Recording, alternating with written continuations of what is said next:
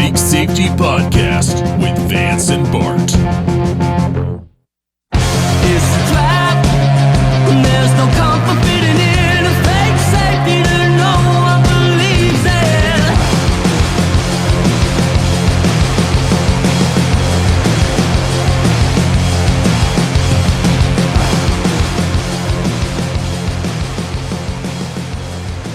So we're talking about the great deregulator, Donald J. Trump, right? I thought he was an R regulator.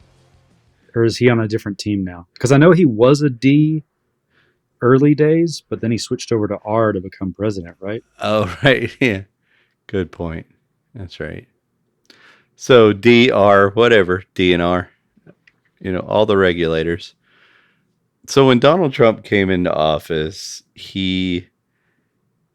first off, he was unduly elected due to Russia spending $300 on a Facebook ad once. You got to admit, though, $300 in those days was a lot. It certainly was a lot more than it is today. That's true.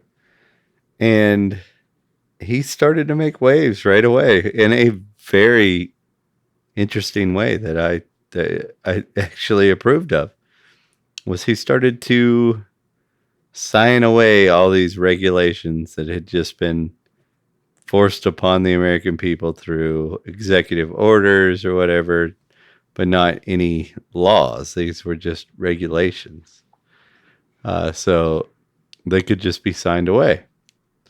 And for every 20-something he signed away, he would add one. This is a very famous thing that he was doing at the time. It was very controversial, and I was like, why are you adding one? But I hate to say I told you so, but he added one. He added a silicon regulation that if anybody's in the construction industry that's listening, they know what I'm talking about. And anything that is man-made, that is cut and turned into a dust, would be classified under this law as a silicon. Typically, it's referring to concrete or rock dust, which is kind of odd considering rock is not necessarily man-made. And so this has to be filtered out of the air, like very similar to the problems that arose through the banning of, say, asbestos and things like that.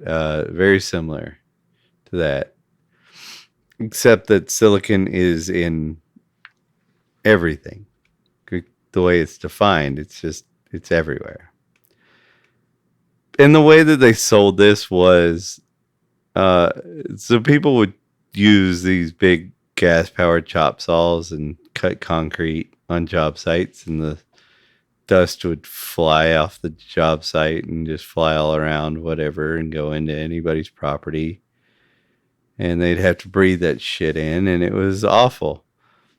But the regulation was not about that, even though that's how it was sold, because the only thing that needed to be done to solve that problem was respecting private property laws, like real respect for private property, because that would have solved that. If your dust is getting all up in somebody else's private property and causing financial damage, physical damage, health related damage, you're liable. It's your shit getting on this motherfucker.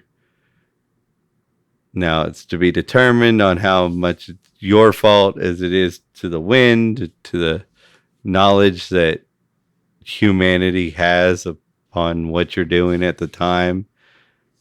Obviously, all these things are factors, but the idea of respecting private property would have solved this.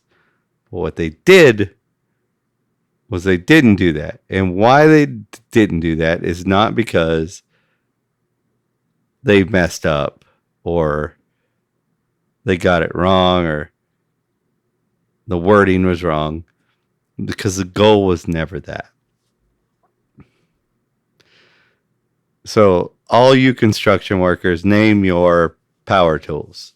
What battery powered power tool do you have? What kit do you have? Because you don't want to buy a bunch of different batteries. So you're using one of the name brands. Why are you using one of the name brands? The only one that makes the tools that you need for your construction job, right?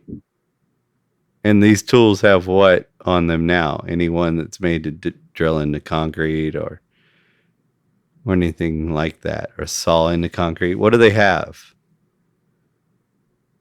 Like, they have HEPA filtering vacuum cleaners attached to them. Okay, so if you've been doing construction since the early 2000s, you know that Bosch, Makita, Hilti, DeWalt, they were innovative. They came to you with a new power tool that would change your life. You would be able to do twice as much work as you could last week if you bought this power tool. And they were nailing it. They were hitting us with shit like the impact driver, where what we had before couldn't, nothing like that. It changed our world. Just really quickly to back up here. For those of us who are not in construction, we are the 99%. Mm-hmm. Is this regulation as impactful as the 20 he undid? Because I'm trying to go back and really understand like the weight of this, because let's say he removes 20 regulations and adds one.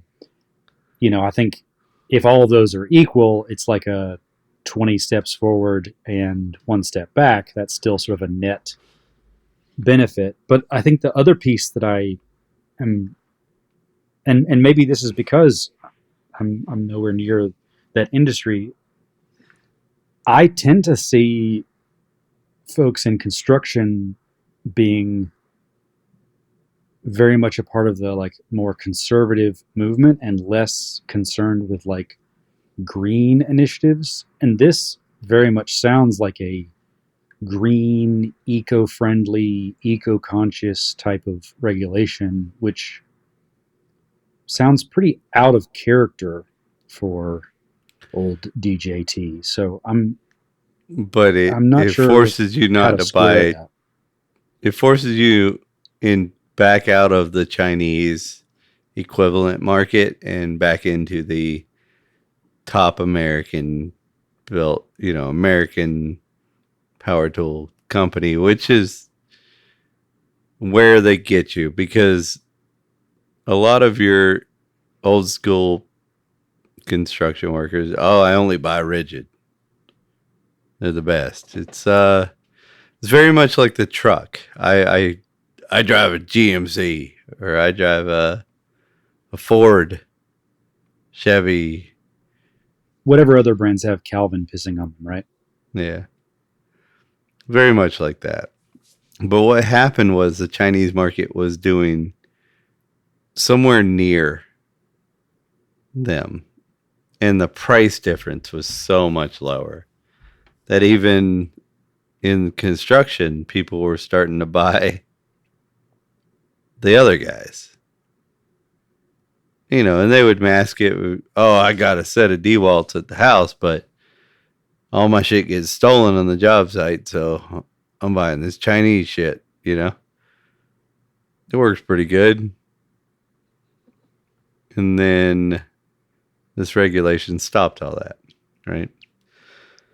Now, whether he was a net drain through regulation or whatever is yet to be seen. It's hard to compare because there's so many there's been so many regulations over time with, you know, chemicals that have to be put in fuels and this and that. I don't know. I'm not in those industries. I don't know the effects that those had, and they've been taken away. I know them being taken away is a good thing, but how damaging were they? I don't know. But I do know this one, and it's not really about did he take away enough regulations to commit a violent crime against these construction workers. Like, I'm not going to commit a violent crime against 10 people, but I'm going to, this person who was never part of this violent crime thing, I'm going to do one there. So that's another piece that's a bit unclear to me. So this regulation is it some sort of requirement, like when you pull a permit for a job site, you have to agree that you're using these kinds of tools? I'm not sure where this comes in the process. So it falls under the OSHA regulations. So OSHA will come in and ask you for your Vax card first.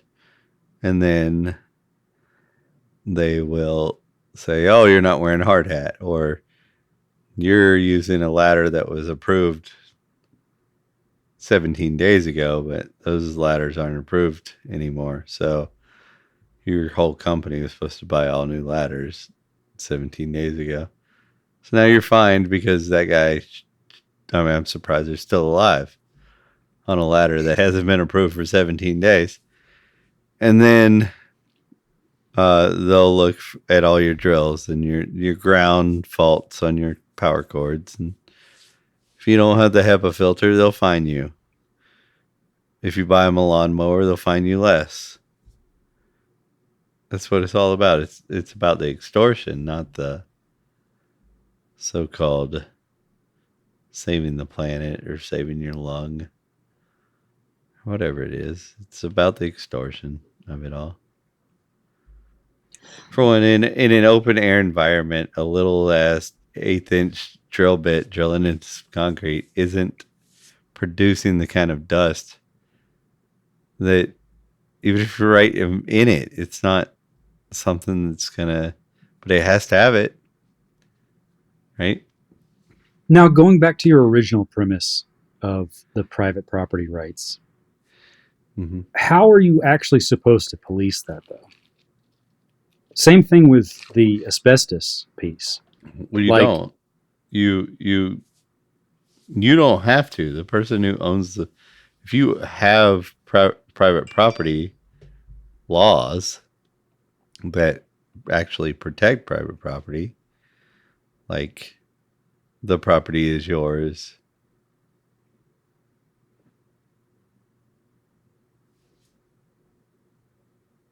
there has to be no more laws. That silence was, property is yours. Right? But people are innovative. That inherently has a cost to it, though.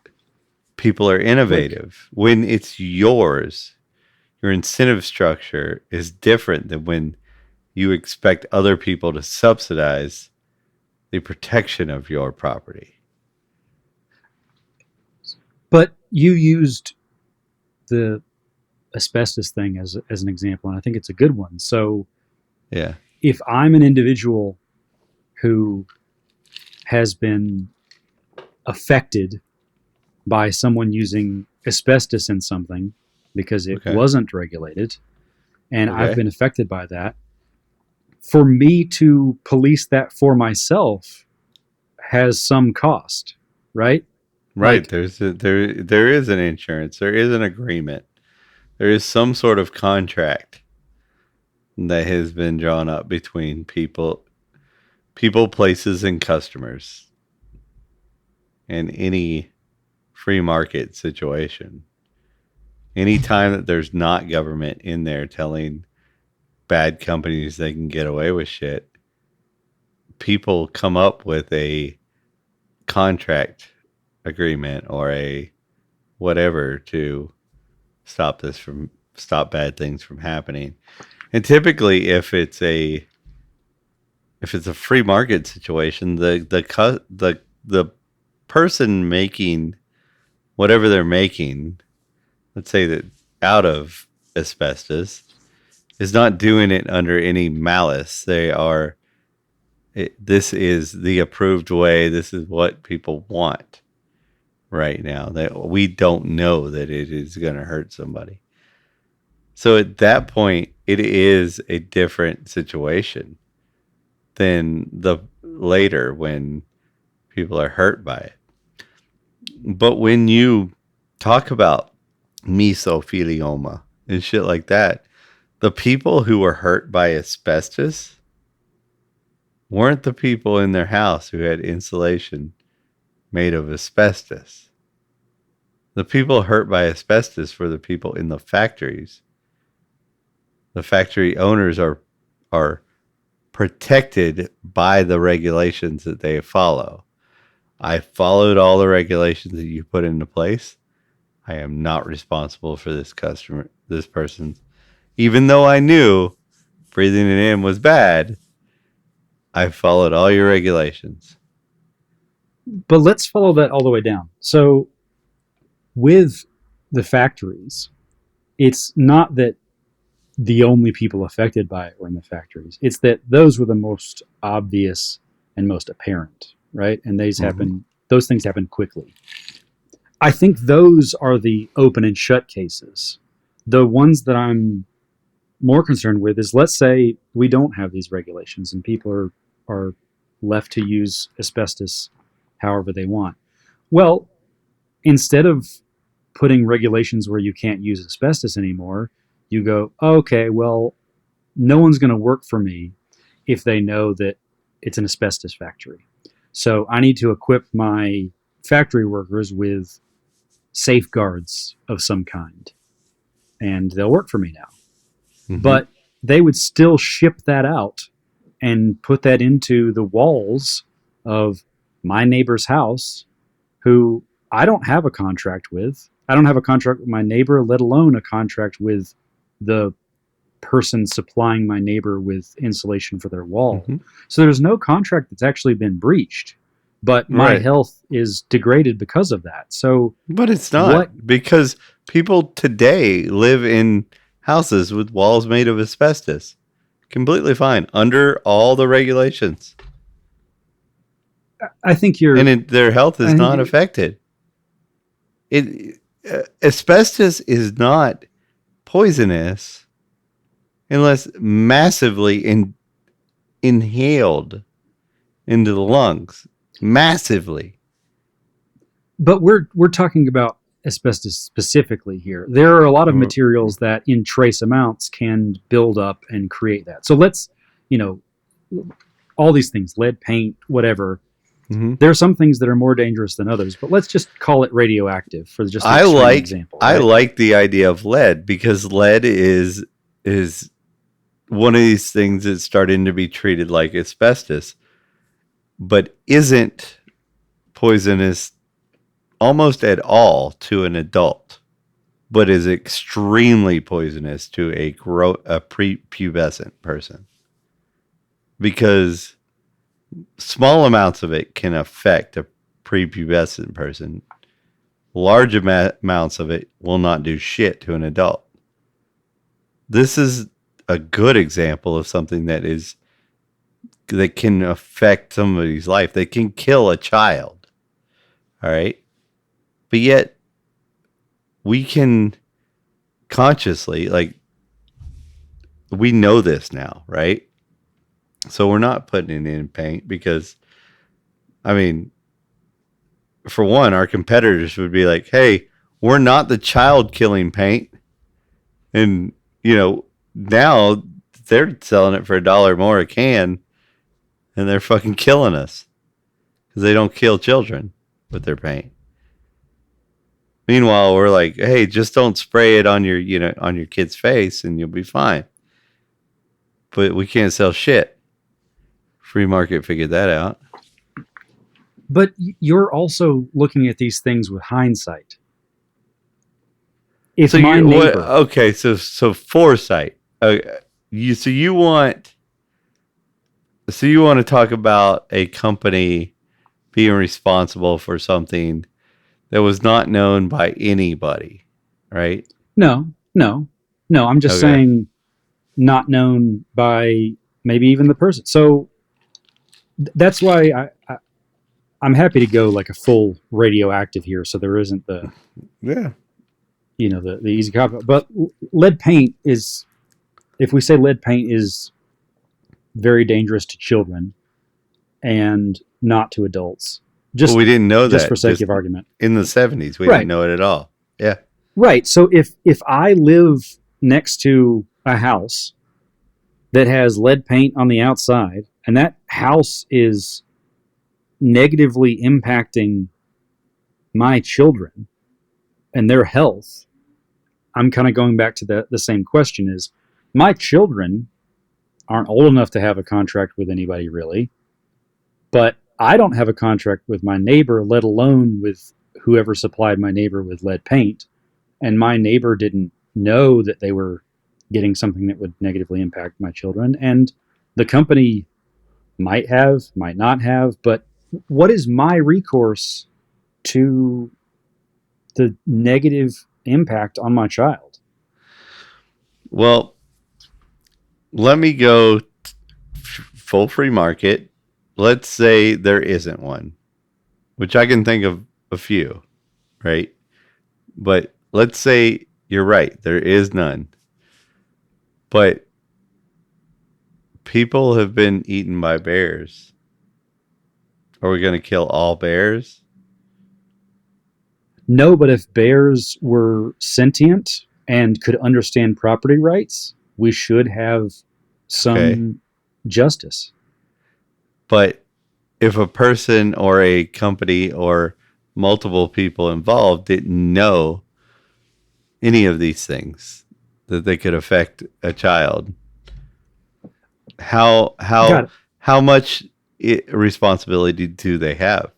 Do they have any? I see what you're saying, right? Like, so just real quick, Okay. because I understand what you're saying. This isn't a foresight question.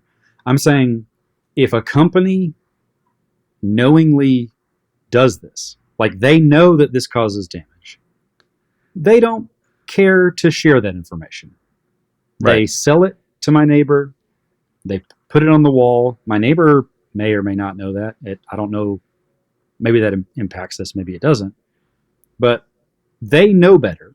This isn't about foresight. This isn't about them trying to like prevent every eventuality. Because I do understand your point there. Okay.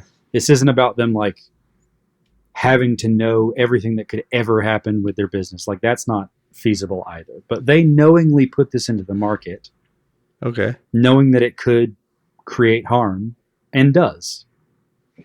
So in a free market, this would not be protected by any laws. So if you were able to find this information out or whatever, this would be very easily prosecuted financially, civilly, whatever. But And how? but in today's market, this is protected by the FDA and whatnot. So if you know that your product causes cancer or whatever, you can continue making it and you are protected. You cannot be financially attacked because it's approved. It's been approved. It didn't fucking matter. But I don't understand your situation in the free market scenario. So in the free market, if someone knowingly puts something out that is harmful to you, but I don't have any resources, how am I supposed to get justice for what harm has been done? So you're to the my child? first person. You're the first person. It hadn't happened to anybody else. Nobody's been starting to investigate it. You're fucked. It's a real world scenario. You're fucked. You died. Okay? You're fucking dead. But in a free market, your death is evidence to to prevent future deaths. In what we have today, your death is shh. It was approved by the FDA. You can't do shit until thousands of people die. That's what I'm saying. Like, there is no real world scenario where everybody's safe from everything. The free market is the best, most efficient way to stop it, is what I'm saying. But if there's not a clear path to what happened to my child, then a lot of other children could die as well, because Right. we're not making these connections. These aren't being reported to like a centralized agency. Like, But you don't believe that, do you? I mean, does anybody Well, what I'm believe saying that is- the centralized agencies that we have today are in it for our are for us, or for the companies that donate and pay off all the people involved? well, the point you made is that with those agencies, thousands have to die before something happens. In the free market scenario you paint, it's possible that hundreds of thousands could die because we're you're not right. paying attention to it. You're right. But you can look at a free market solution to problems that like that, similar to that. Let's say in the field of technology. In the field of technology, the regulators were not filling a market value that people wanted. Can you believe that? And a company came out with a UR, I believe it's called, label, and it's anything electronic, and it's a private company.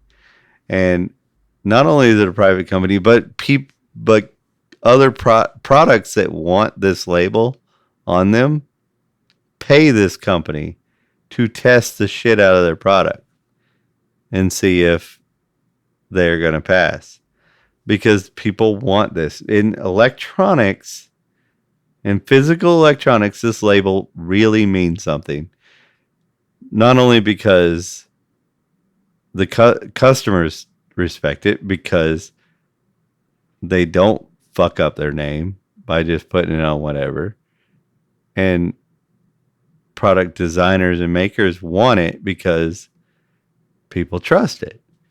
This could happen all over the place, but it doesn't. Why? Because there's government agencies masking themselves as a similar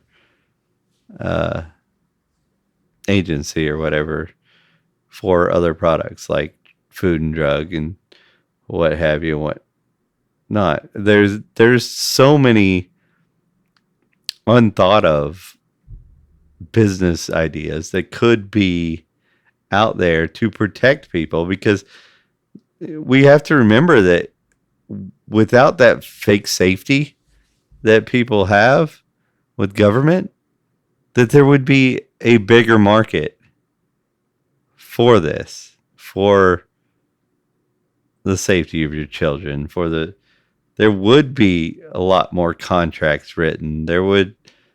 People wouldn't be just like, oh, the new something came out, the new flu shot came out, so let me go get my kid injected with that because this brand new flu shot came out and it's approved.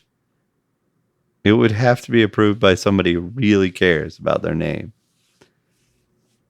And then you would go get your kids a flu shot and then say that your kids had an adverse reaction, like just turned into little Tasmanian devils.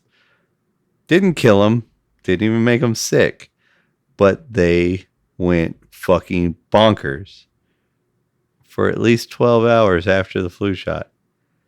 You saying something about that to the equivalent UR label maybe probably doesn't do anything. But if 9, 10, 11 people reported that. The UR label of that is going to start taking it seriously. So let's take that label back and run it back through the grand deregulator and his proposal for this HEPA filter vacuum thing that Yeah, it's I just still basically can't on quite wrap my head every. around. It's on like every tool now. You have to have some sort of HEPA vacuum attached to pretty much everything you do, which makes it twice as So expensive. so if you are, or some free market agency, we'll call them, lists this as something that is unsafe and will get on other people's property or something. Okay, yeah, all right. Well, that makes sense if it gets on other people's property. But what I'm talking about is that's the way they marketed it, right? But the way it is enforced is every fucking tool that could possibly scratch some concrete has one of these things. And But what I'm saying we're is, not talking about, we're talking about a little, like in a room bigger than your fucking closet, you probably won't get one speck in your own nose. And I'm talking about thousands and thousands and thousands of dollars are spent on these HEPA filters for that on one job site for a, and it's not poisonous. It is suspected under massive inhalement of causing problems. Suspected, not even proven. But still, if it's getting on your property in mass amounts, even causing you to have to wash your car excessively. If I got to wash my car every fucking day because it's covered in silicon dust, even if I don't have a headache or I don't get sick from it, like you're you're responsible under real private property laws. well, I will just say you're talking about two different things here. So I think it's worth teasing out the two things you're talking about here. One being that should this regulation exist or not? The other being how extreme this regulation is taken. Because the point you're making right now is, oh, this regulation should only apply to Oh these no. big, huge. Well then And I I'm want to make sure you're misspeaking. not.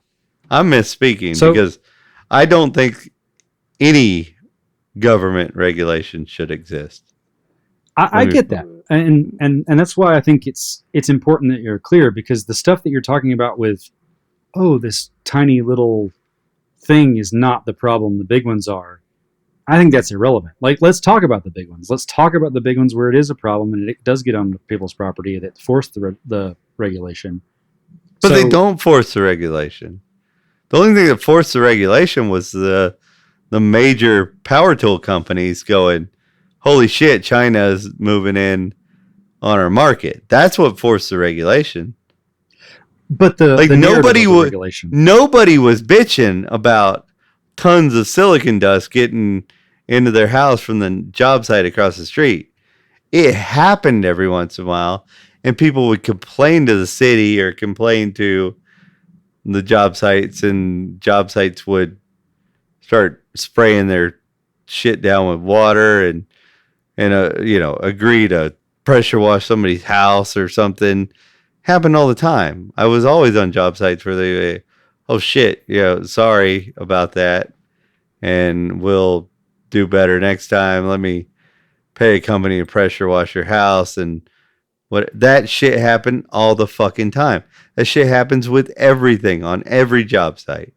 When you fuck up and the neighbors say, hey, you fucked up, you make it right, because the last thing you need is bad publicity on a job site when you're already dealing with all the other shit. It was already being taken care of on a private property scale. What they did was they used these extreme circumstances where, let's say, some shit contractor didn't make it right, and they would use that as like their propaganda campaign. It was once in, bumfuck Egypt, this guy said, fuck off. And he just covered my car in dust. Well, that's the reason we did this regulation. Well, did that person have any? Yeah, they sued him and won. Well, what the fuck are we doing here?